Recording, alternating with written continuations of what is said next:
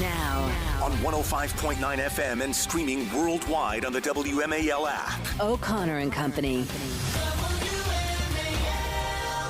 7:06 on this Friday in the nation's capital. Thanks for joining us. More importantly, thanks for letting us join you and be a part of your morning routine. Hopefully by the end of our time together, you'll be better informed and maybe even in a better mood. Coming up at 7:45-ish, BRAM WEINSTEIN will join us, talk about the Commanders' last game of the season. Cowboys are in town, Patrice. All right now. What a great way to end the season, especially if the Commanders were to win. More importantly, the Cowboys would lose. Yeah. That's the upside of that whole thing. Okay. 805 Representative Andy Harris of Maryland and an 835 Byron York of the Examiner. I'm Larry Connor. That's Patrice Onwuka. Happy Friday. Happy Friday as well. And joining us now is Mark PAOLETTA. He's a senior fellow at the Center for Renewing America, co-editor of the book Created Equal, Clarence Thomas in His Own Words. And he was also there as a part of the team during Clarence Thomas's confirmation process, one of the most debased and despicable moments in the United States Senate. That was spearheaded. Who was the chairman of the Judiciary Committee that allowed that whole thing to be such an ugly mess, Mark? None other than Joe Biden, of course, the chairman of the Senate Judiciary Committee at the time. And right. Yes.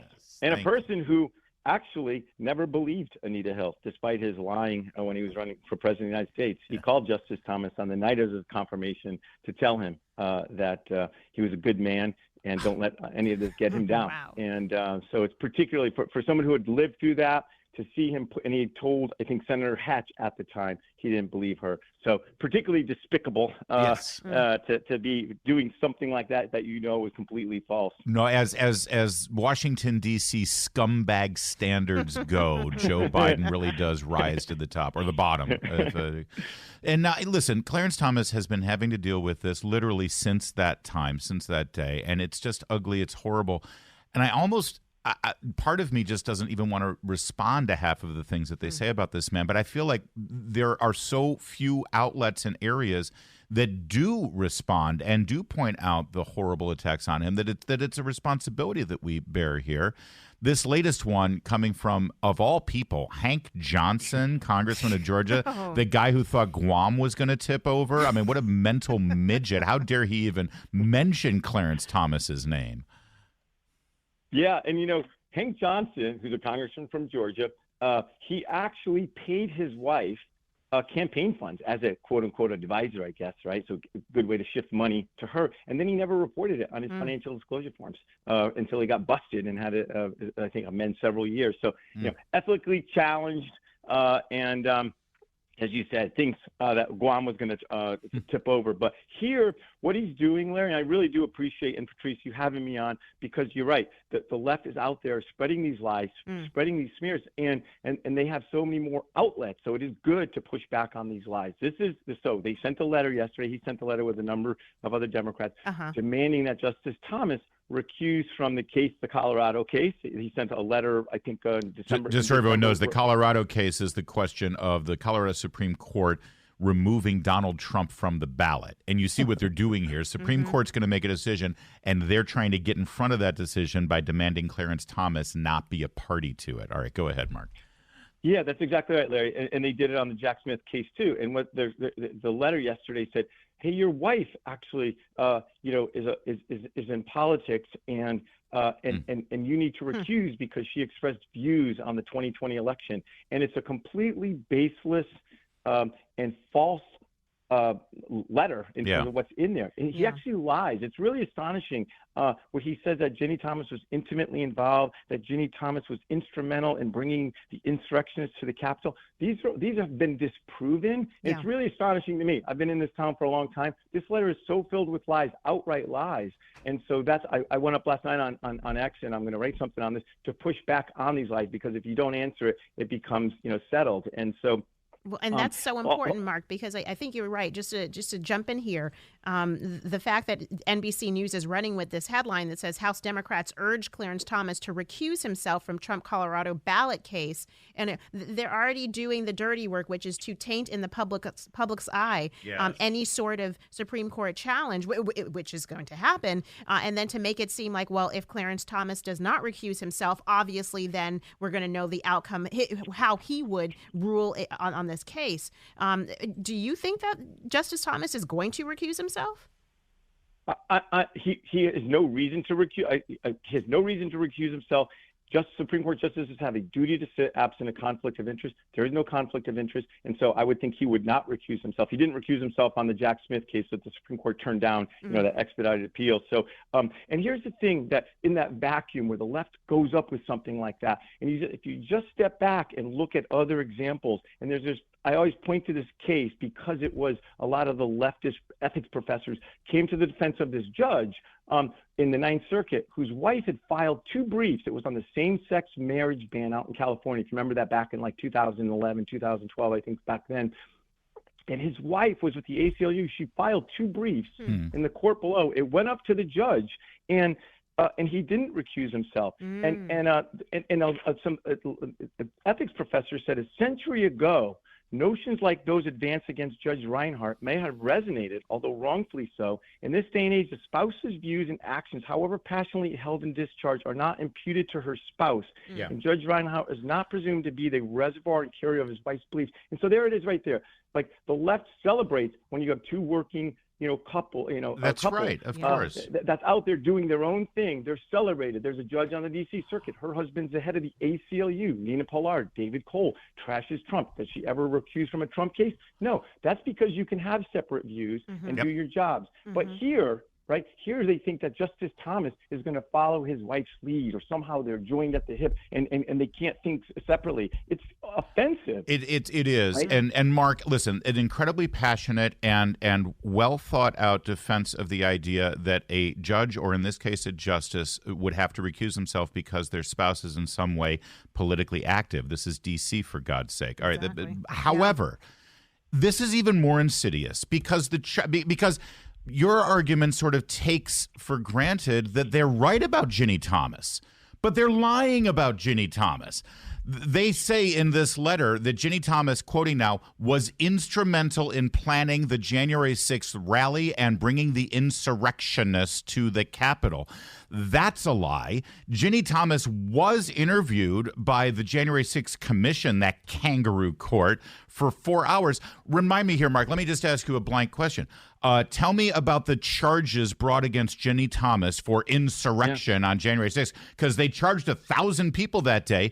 How was Ginny Thomas charged in the events of January 6th? And even more so, how was she mentioned in the January 6th final report, which I think was about 900 pages? What did they say about Ginny Thomas in that report?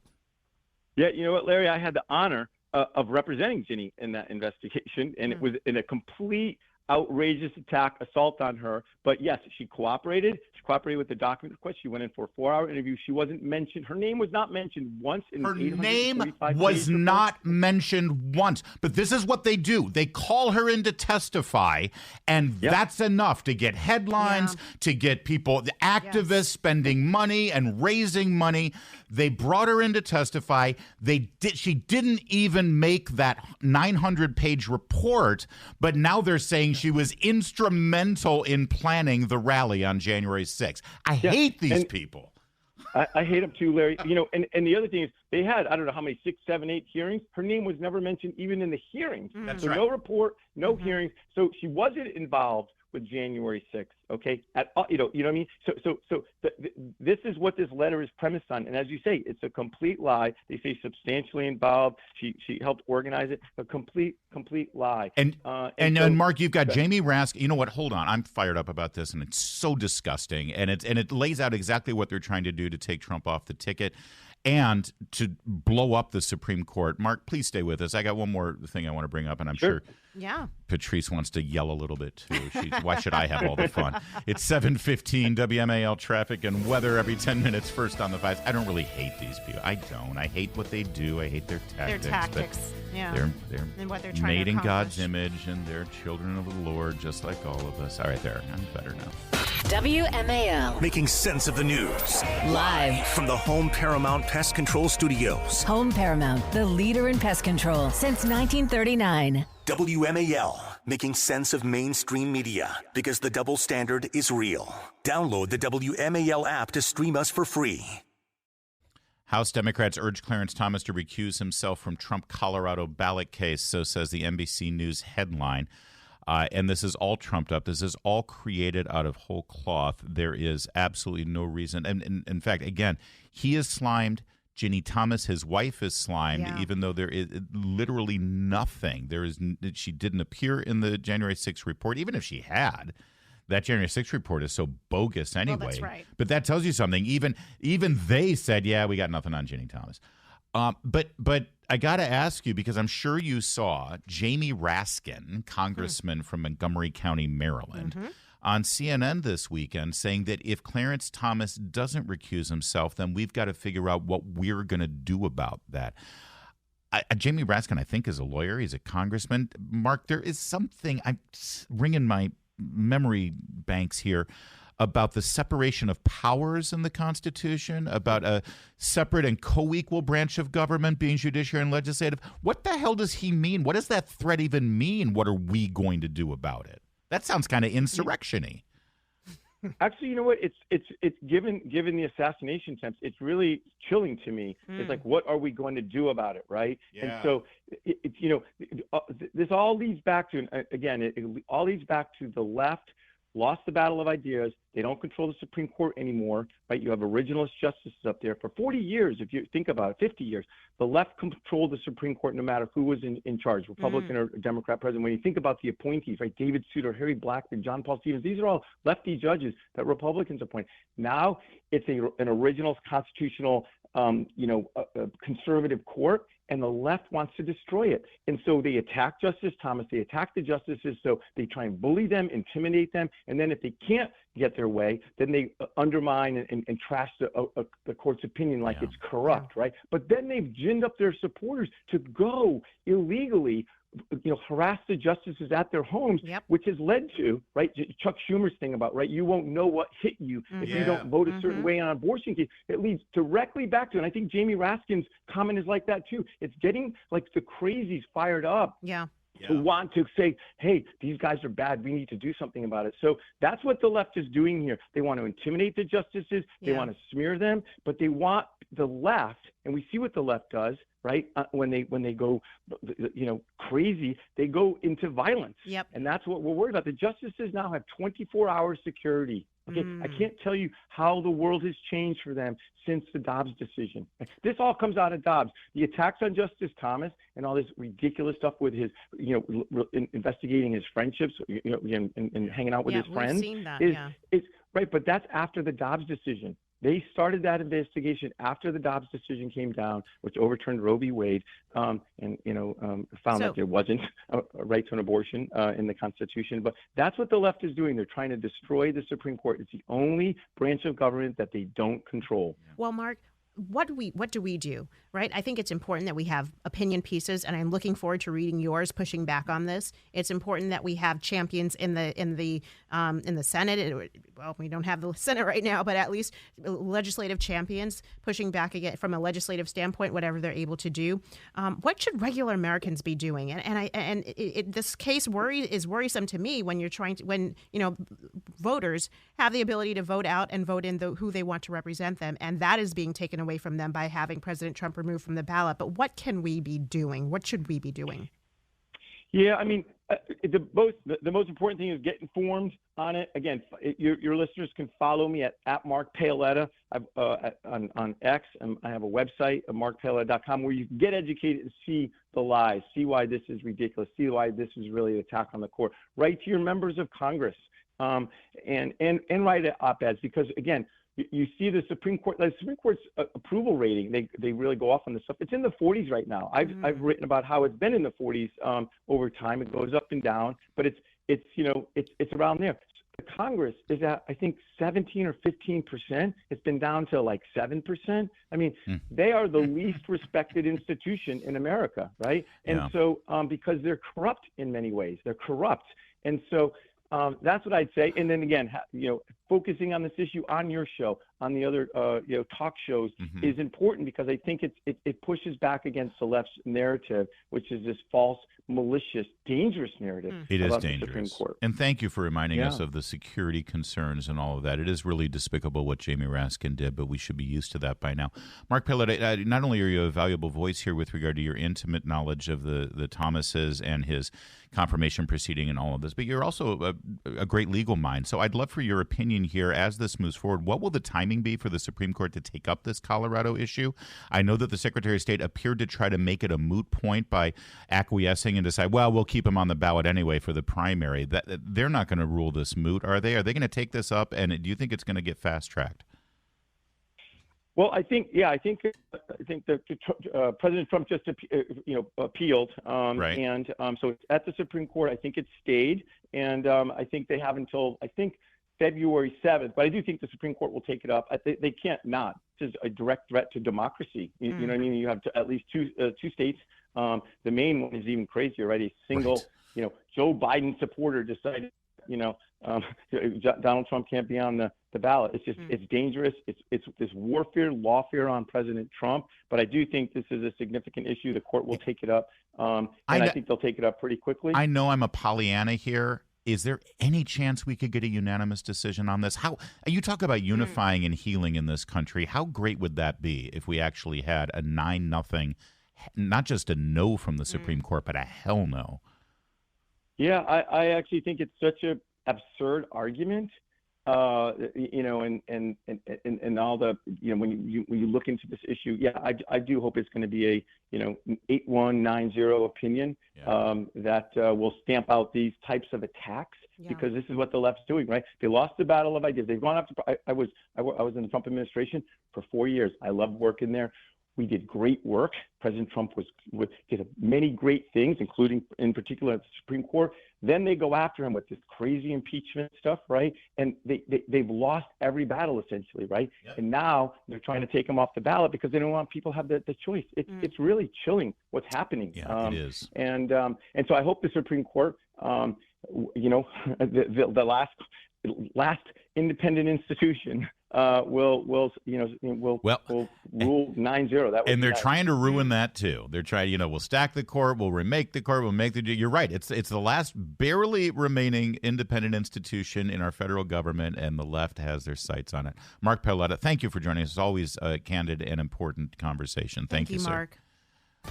Making sense of your world. Thank you very much for covering this topic. News Talk 105.9 WMAL. Making sense of the news now.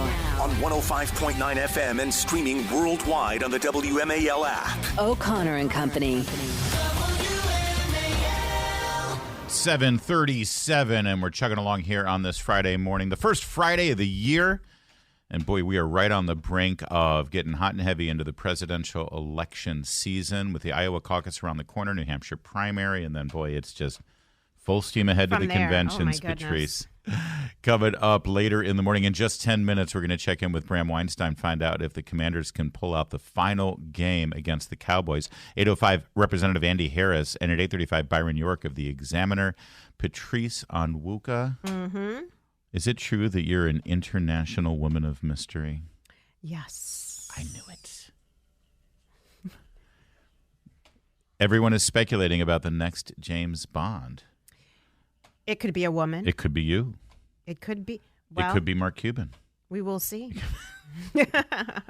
One thing we do know, though, is that the pre-existing James Bond films, the good ones, the Sean Connery ones, the ones from the 60s and the 70s, apparently, according to the British Film Institute in London now, audiences now going to see, the British Film Institute, they play great British movies over and over again, right? And they can go into, they are now being cautioned by the titles of two of the Bond movies, saying that it will cause offense today.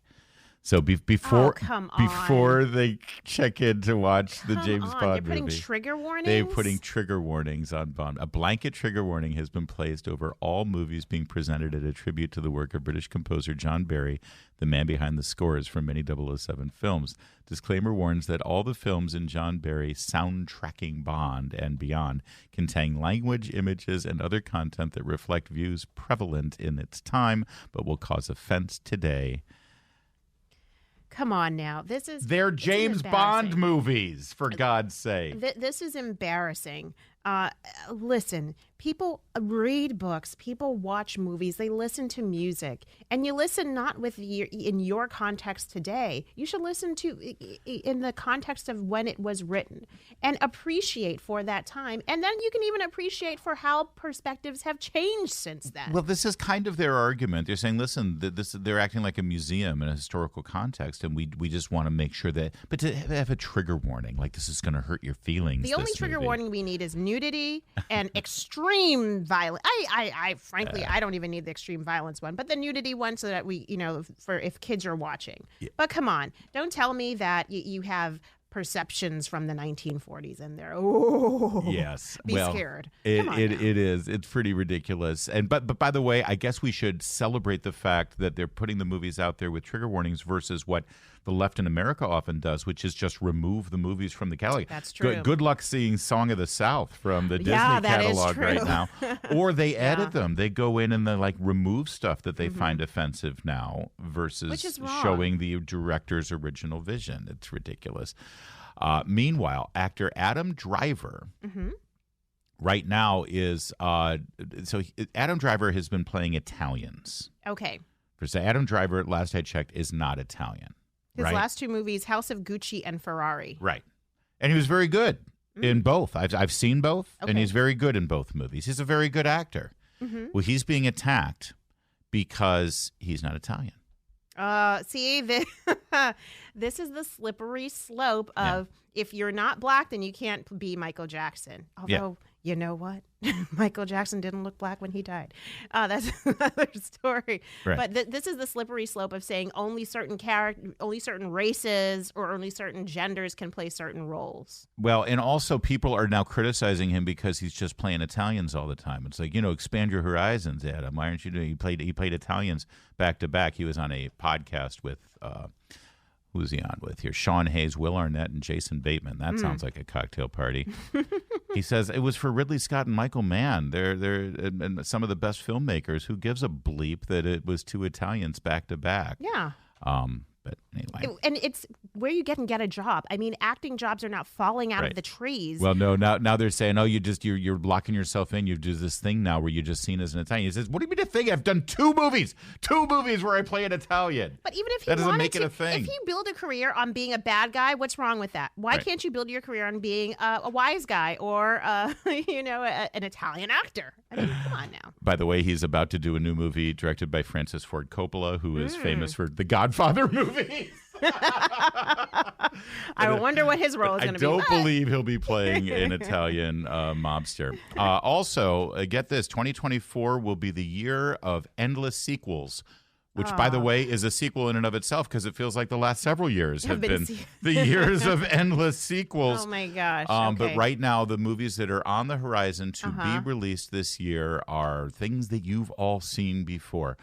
The one that really sticks out to me is Twisters, the sequel to Twister from like 30 years ago. Yes, or 20 years ago. Yeah. They have finally come, but we've got that. We've got Inside Out 2. We've got Bad Boys 4. We've got Godzilla versus King Kong. We've got a new Ghostbusters movie on the horizon. Oh, that's scary. We've got it's not a sequel. It's the next in the chapter, the next chapter of Dune. So I'll give that one a bit of a pass. Kingdom of the Planet of the Apes. Kung Fu Panda 4. Oh, no. Despicable Me 4. No. A new Alien movie from the Alien franchise is coming in. There's more. I'm just kidding. Oh, Beetlejuice 2. No, leave Beetlejuice alone. That was that's a classic 80s movie. I know. But look at that. Gladiator 2. Now that piques my interest. Didn't he die? at the end of Gladiator? Well, Russell Crowe's character but dies. there was like a cliffhanger there somewhere. So Is there? I'm looking forward to that one. Let's see what the previews have to offer. Beverly Hills Cop 4, Unless Eddie Murphy is in it, no. Paddington 3, Deadpool 3. This is ridiculous. Mufasa. Mufasa. Oh, like a sequel to Lion King? Maybe it's a prequel to The Lion King. Oh, it's got to be a prequel, right? He definitely died. He definitely died. I saw that one. Mufasa For and sure. Sonic movie, Karate. Boy, yeah. The funny thing is, a lot of these are classic, really well done movies that they just can't come up with another original storyline to compete with. This is why the writers went on strike, so that they could come back and write movies that have already been written. Here's my thing: if Ghostbusters 3 or whatever this is going to be better than the sequel, which had like female cast of Ghostbusters that made no sense to me, then redeem. Let's see if you can redeem yourself and redeem the movie series. It is 7:44 right now. They like they care about redemption. Come. It's the final game of the season, and when it's been a season like this for the Commanders, the back of your head might be like, all right, fine, let's just get this over with. But when you're wearing burgundy and gold and you're facing off against that damn star on that damn helmet, well, it always feels a little different. BRAM WEINSTEIN joins us now. He'll be in the booth. By the way, I'm bringing some Navy officers, Marine Corps officers to the game. If it gets boring, we're just gonna bust into the broadcast studio tomorrow or Sunday. All right, BRAM. You're more than welcome to, Larry. I appreciate Anytime. that. Come on down. So is there actually talk where it's like, well, if we win, that might screw up our draft position? They're not thinking that way, are they? They're not, and it's not in my constitution to feel that way. I'm like you. It's impossible for me not to root for them to win, but, especially against the Cowboys, BRAM. Yeah, I mean, but for information purposes only, losing might mean a dynamic new quarterback next year. So that's just, that's information purposes only. Listen, we've been down this path before. It's not just about a quarterback with this team, but you're right. And that is going to be sort of schizophrenic during the game tomorrow or Sunday. I keep saying tomorrow. BRAM, what about the Cowboys though? I had mentioned earlier that the Cowboys might be benching their starters, except I realized, and John Matthews reminded me, they're still in a fight for the division, right? Yeah, no, they're going to show up and play. This is similar to last year, except they've got a little bit more on the line. You'll recall last year, actually, had Dallas won, it was the same situation for the Commanders. They couldn't make the playoffs. Had Dallas won, they needed Philadelphia to lose, and they could have won the division. That was unlikely because the Giants had benched all their players because they had already qualified for the playoffs and couldn't improve their positioning.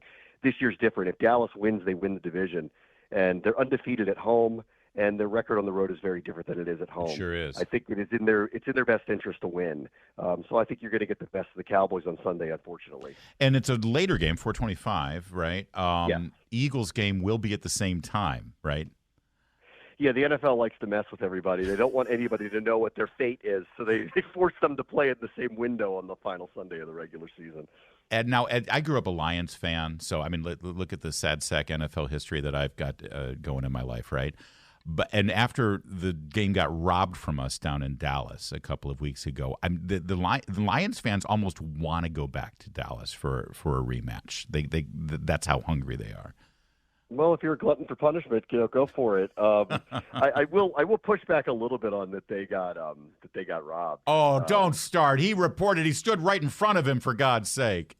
There is a symbol that you're supposed to make to the referee. I never saw it. Secondarily, why you would send multiple people over to a referee to try to fool the other team when all you're going to do is fool the referees, because, hate to break it to you, Larry, like when you announce who is eligible and reporting, they tell the other team who the player is who's eligible and reporting. It's impossible to fool them. That's true. So all that they did was confuse the referee there. Can we talk about Michigan Wolverines instead now? Sure. That was a good game, right? Holy moly. I think this is going to be an interesting way for Jim Harbaugh to go out, isn't it? Well, he's going to be the next head coach of the Commanders. How great would that be? I don't Harbaugh, think the so. I-95 Harbaugh boys. Come on. You know, they are so close as a family. I give it like a 5% chance that he might actually talk to the Commanders about that. But my guess is he's going out west, Chargers or Raiders. But that's where I think he's going to end up. You can tell, obviously, that this game, Patrice, doesn't have a whole lot of drama behind it because we're not. I mean, is there anything else we should? I am going to be going, and it's always fun. Any Sunday where there's an NFL home game, it's always a blast. Is there anything else we should be looking for in terms of the Commanders' strategy in this game, or are they just sort of playing out the clock? They're playing out the clock. There's going to be a lot of young players playing. You know, earlier this week, a few prominent starters like John Allen, Curtis Samuel, Cam Curl popped up on the injury report. So I think you're going to see a lot of younger players. So the defense that they're going to be putting out there on Sunday is really closer to a preseason defense than the one that they would have in any other normal game. So, you know, again, I'm not accusing anybody of anything, and we can go back to the information purposes only part of this, but there is some reality to what is likely going to happen. This feels like, you'll recall this, Larry, like years and years ago when the players were striking and they called this game the famous scab game. Where nobody from the Cowboys crossed the picket line. They had their entire team, and the then Redskins sent an entire team of guys who were on the street 2 weeks earlier down to Dallas, and they pulled off like one of the biggest upsets of all time by winning down there, you know, with a bunch of players who were not really NFL players. Right. This was going on around the league, but they pulled this off. This has got a little bit of that feel. But there is one other thing that I think people should just look out for, because I really want this to happen, and the team's aware of it. Terry McLaurin needs 54 yards to get to 1,000 for the season. If he does that, he'll become the first receiver in Washington history to do it 4 straight years. That includes Hall of Famers like Art Monk and Charlie Taylor and Gary Clark and Santana Moss. He'd be the first ever to do it. The team's aware of it. So I'm hoping early that they go off into him and try to hit that threshold. Yeah, that'd be something that the Burgundy and Gold faithful will really celebrate, because he's a class act and he's been one of the and he just works his tail off every game. All right, we'll look for that. Also, this is Ron Rivera's last game, right? Well, you know, no comment, but, you know. I don't want to get you in trouble. See what happens. Yeah, we will. We certainly will. All right, Brad, always great talking to you all season long. Appreciate it. And maybe we'll swing by and say hi to you at the game Sunday. Please do so. Happy Take care, New Year, everybody. Thanks, Take care. Brad. 7:55 WMAL traffic and weather every 10 minutes first on the 5.